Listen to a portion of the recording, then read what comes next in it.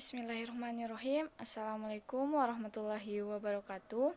Perkenalkan, saya Samsifar dengan NIM 191410971 dari Program Studi Pendidikan Biologi semester 4 angkatan 2019 di Universitas 19 November Kolaka. Kali ini saya akan mempresentasikan salah satu materi, yaitu tentang respirasi pada tumbuhan untuk memenuhi salah satu tugas mata kuliah saya, yaitu mata kuliah Fisiologi Tumbuhan yang diampu oleh Ibu Maretik, SP, MSI. Sebelum lanjut ke pembahasan mengenai respirasi tumbuhan, di sini saya akan membagi pembahasan menjadi beberapa subbahasan. Yang pertama, konsep respirasi, yang kedua, substrat respirasi, yang ketiga, macam-macam respirasi, dan yang keempat, faktor-faktor yang mempengaruhi respirasi, dan yang terakhir yaitu kaitan respirasi dengan proses fotosintesis. Oke, langsung saja kita ke pembahasan yang pertama, yaitu mengenai konsep respirasi. Respirasi merupakan proses pembebasan energi yang tersimpan dalam zat sumber energi melalui proses kimia dengan menggunakan bantuan oksigen. Selain itu, respirasi juga dapat dikatakan sebagai suatu proses biologis yang mana oksigen diserap untuk digunakan pada proses pembakaran atau oksidatif yang akan menghasilkan energi, diikuti oleh pengeluaran sisa sebagai hasil dari pembakaran berupa gas, karbon dioksida, dan uap air. Energi kimia yang dihasilkan dari proses respirasi ini adalah energi kimia dalam bentuk ATP, NADP, dan NADPH dan FADH. Selain menghasilkan energi kimia, seperti yang saya sebutkan tadi, juga menghasilkan karbon dioksida atau CO2 untuk menjaga keseimbangan karbon yang berada di alam. Nah, respirasi pada tumbuhan ini juga selalu berlangsung sepanjang tumbuhan ini masih hidup. Selanjutnya yaitu substrat respirasi. Substrat respirasi merupakan setiap bahan organik tumbuhan yang teroksidasi sebagian ataupun sepenuhnya menjadi karbon dioksida dan uap air. Substrat respirasi ini terdiri dari karbohidrat. Nah, karbohidrat ini yang paling sering kita ketahui atau substrat yang paling umum kita ketahui. Selanjutnya ada sukrosa, glukosa, dan fruktosa, patih, lipid, asam organik, dan protein. Namun protein ini terjadi pada spesies tertentu saja. Selanjutnya kita masuk ke macam-macam respirasi. Macam-macam respirasi itu dibagi menjadi dua, yaitu respirasi aerob dan respirasi anaerob. Respirasi aerob merupakan respirasi yang membutuhkan oksigen dalam menghasilkan energi, CO2, dan uap air. Sedangkan respirasi anaerob itu merupakan proses respirasi yang tidak membutuhkan oksigen dalam prosesnya, dan proses penguraiannya ini dia itu tidak lengkap. Kita akan membahas dulu mengenai respirasi aerob. Respirasi aerob dibagi menjadi 4 tahap, yaitu yang pertama tahap glikolisis, yang kedua tahap dekarboksilasi oksidatif, yang ketiga siklus Krebs, dan yang keempat adalah transfer elektron atau fosforilasi oksidatif. Yang pertama, glikolisis. Glikolisis merupakan proses yang mengubah gula heksosa menjadi glukosa menjadi asam pirufat. Nah, glikolisis ini berlangsung di sitoplasma. Output atau hasil akhir dari proses glikolisis ini yaitu menghasilkan 2 molekul ATP, 2 NADH, dan 2 asam pirufat. Adapun tahapan dari glikolisis ini, yang pertama yaitu glukosa terlebih dahulu diubah menjadi glukosa 6-fosfat dengan bantuan enzim heksokinase serta memerlukan ATP atau adenin trifosfat yang dapat melepaskan energi untuk diubah menjadi ADP. Selanjutnya, glukosa 6-fosfat yang telah terbentuk diubah menjadi fruktosa 6-fosfat yang akan dikatalis oleh enzim fosfoheksosa isomerase. Selanjutnya, fruktosa 6-fosfat yang telah terbentuk diubah menjadi fruktosa 1,6 bifosfat. Pada reaksi ini akan dikatalis oleh enzim fosfofruktokinase dan membutuhkan energi dalam bentuk ATP yang diubah menjadi ADP.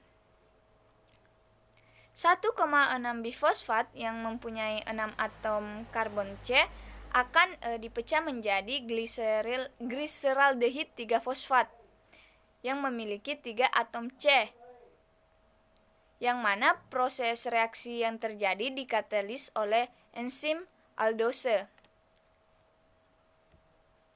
Pada satu molekul dihidroksil aseton fosfat yang terbentuk selanjutnya diubah menjadi gliseraldehid 3-fosfat dengan bantuan enzim trisofosfat isomerase.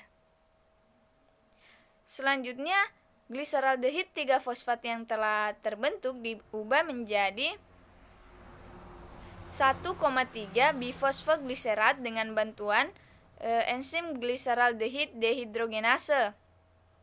Dalam proses ini terbentuk lagi NADH.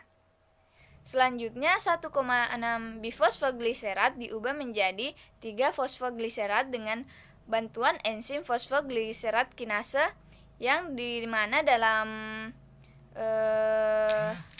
tahap ini akan dilepaskan dalam reaksi ini dalam bentuk ATP. Selanjutnya 3 fosfogliserat tersebut akan diubah menjadi 2 fosfogliserat dengan bantuan enzim fosfogliserat mutase. 2 fosfogliserat tersebut selanjutnya akan diubah menjadi fosfoenol pirufat dengan bantuan enzim enolase. Nah, fosfoenol pirufat yang dihasilkan selanjutnya akan diubah lagi menjadi pirufat yang akan dikatalis oleh enzim pirufat kinase. Nah, dalam tahap ini juga akan dihasilkan ATP. Selanjutnya yaitu proses dekarbosilasi oksidatif, di mana dekarbosilasi oksidatif ini akan mengubah asam pirufat menjadi asetil koenzim A dengan bantuan pirufat dehidrogenase. Dekarbosilasi oksidatif ini terjadi pada matriks mitokondria. Adapun output atau hasil dari dekarbosilasi oksidatif ini yaitu menghasilkan 2 asetil koenzim A, 2 NADH dan 2 CO2. Adapun tahapannya yaitu gugus karboksilat itu akan lepas dari asam pirufat menjadi CO2. Selanjutnya, sisa 2 atom karbon dari suatu pirufat yang dalam bentuk CH2COOO tersebut akan mentransfer kelebihan elektronnya ke molekul NAD+, sehingga kemudian akan terbentuklah NADH. Serta 2 atom itu akan berubah menjadi asetat. Pada akhirnya koenzim A ini akan diikatkan bersama dengan asetat sehingga akan membentuk asetil koenzim A. Selanjutnya yaitu siklus Krebs. Siklus Krebs ini berlangsung di mitokondria, di mana pada proses siklus Krebs ini akan mengubah asetil koenzim A menjadi CO2 atau senyawa yang berkarbon 1. Nah, untuk setiap molekul senyawa asetil koenzim A akan dihasilkan 1 ATP, 1 FADH, dan 2 NADH. Di mana di dalam satu kali proses siklus Krebs ini akan menghasilkan 12 ATP. Karena karena dua asetil koenzim A yang terlibat di dalam siklus Krebs, maka proses siklus Krebs ini terjadi juga dalam 2 kali, sehingga 2 kali siklus Krebs itu akan menghasilkan energi sebanyak 24 ATP serta 2 molekul karbon dioksida. Adapun tahapan dari siklus Krebs itu, yang pertama yaitu penggabungan antara asetil koenzim A dengan oksaloasetat untuk membentuk suatu asam sitrat dibantu oleh adanya enzim asam sitrat sintase. Selanjutnya, asam sitrat yang telah terbentuk akan diubah menjadi isositrat dengan bantuan enzim akkotinase.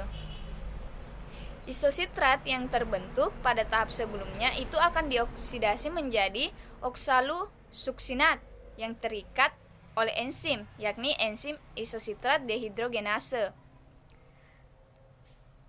Di tahap ini pun isositrat tersebut diubah menjadi aseton ketoglutarat oleh enzim isositrat dehidrogenase serta dibantu oleh NADH.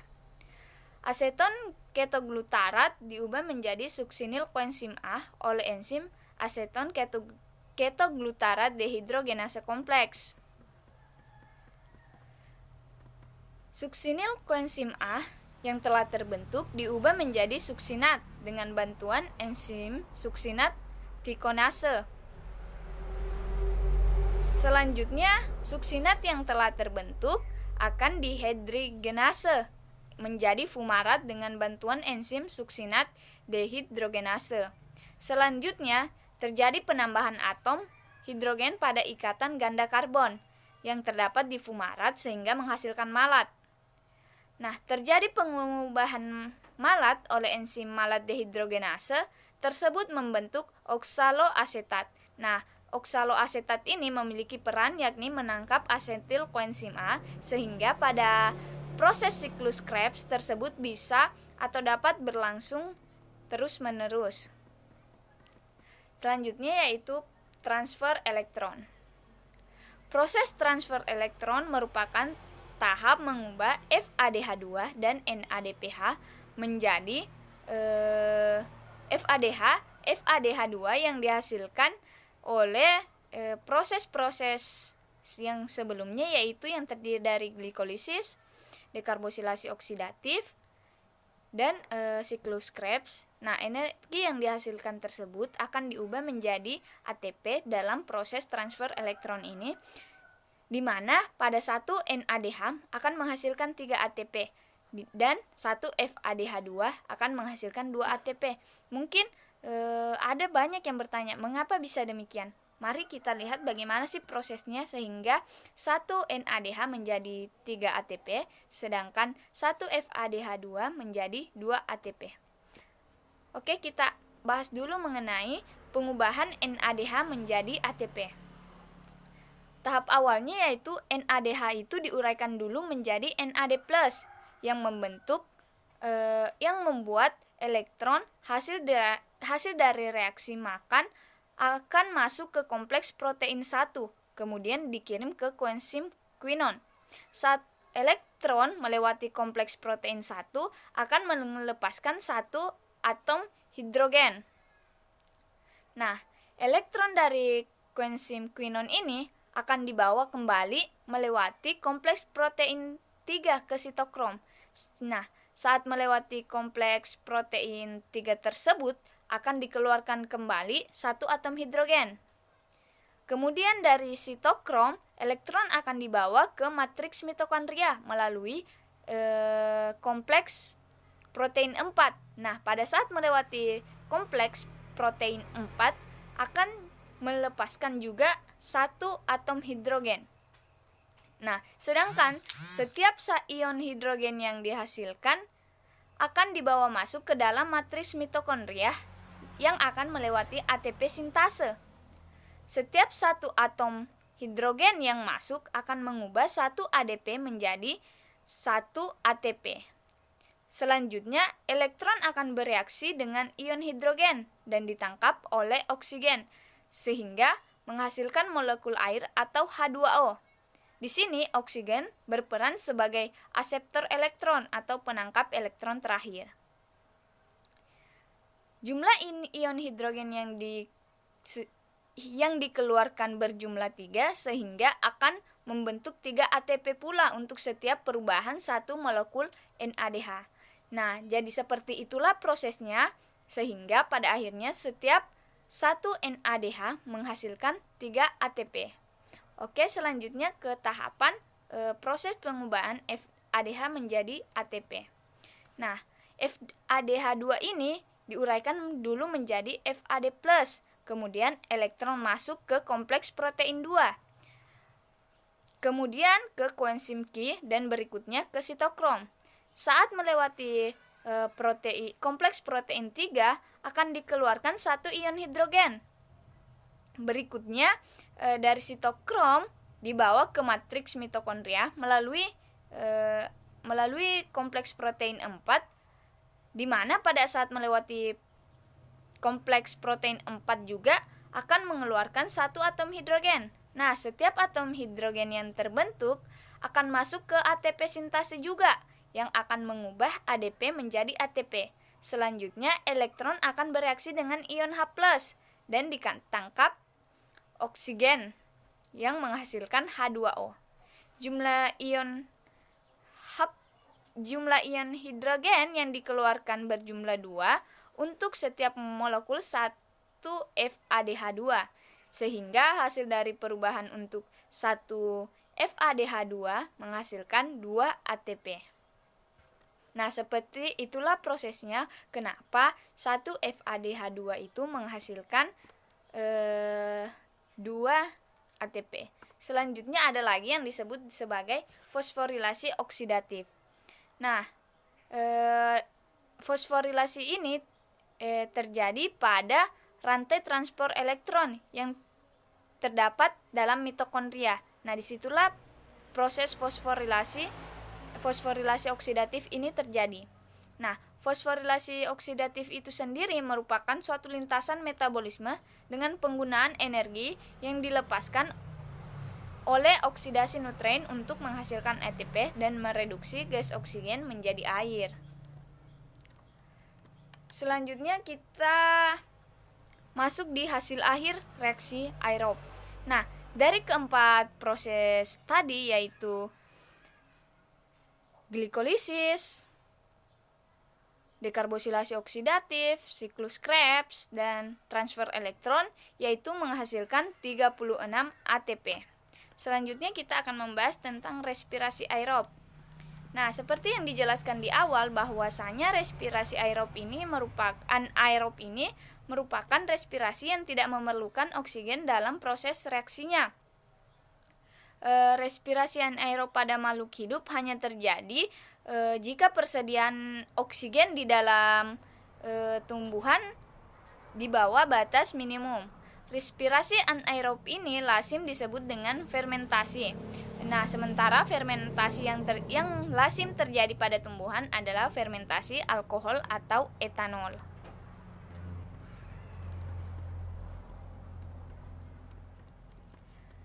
Fermentasi. Adapun dari proses fermentasi yaitu dapat kita lihat pada gambar di samping sudah terdapat gambarnya, di mana satu molekul glukosa diubah menjadi 2 molekul etanol dan 2 molekul karbon dioksida. Di mana prosesnya ini seperti pada glikolisis, glukosa diubah menjadi asam pirufat selama proses fermentasi. Kemudian asam pirufat ini diubah kembali menjadi etanol dan karbon dioksida dengan bantuan enzim karboksilase dan alkohol dehidrogenase. Oke, itulah tadi pembahasan mengenai macam-macam respirasi yang terdiri dari respirasi aerob dan respirasi anaerob. Selanjutnya kita akan membahas tentang faktor-faktor yang mempengaruhi respirasi. Yang pertama yaitu faktor internal. Nah, seperti yang kita ketahui, faktor internal itu merupakan faktor yang berasal dari dalam diri tumbuhan itu sendiri. Yang pertama yaitu jumlah plasmanya. Semakin tinggi jumlah plasma, maka semakin tinggi pula kecepatan reaksinya. Terus yang kedua jumlah substratnya. Nah, tumbuhan dengan jumlah substrat yang banyak akan melakukan respirasi dengan laju yang tinggi. Begitupun sebaliknya, jika jumlah substrat dalam sel itu rendah, maka laju respirasi dalam tumbuhan tersebut pula akan rendah. Selanjutnya yaitu umur dan tipe tumbuhan. Nah, di sini saat tumbuhan masih muda, maka laju respirasinya itu tinggi dikarenakan tumbuhan masih aktif untuk berkembang. Misalnya pada saat perkecambahan dan pertumbuhan vegetatif awal. Kemudian laju respirasi ini akan menurun pada saat bertambahnya umur tumbuhan. Selanjutnya yaitu faktor eksternal. Faktor eksternal merupakan faktor yang berasal dari luar dari tumbuhan atau yang biasa disebut dengan faktor lingkungan. Yang pertama yaitu suhu. Kecepatan respirasi akan meningkat untuk setiap kenaikan 10 derajat Celcius.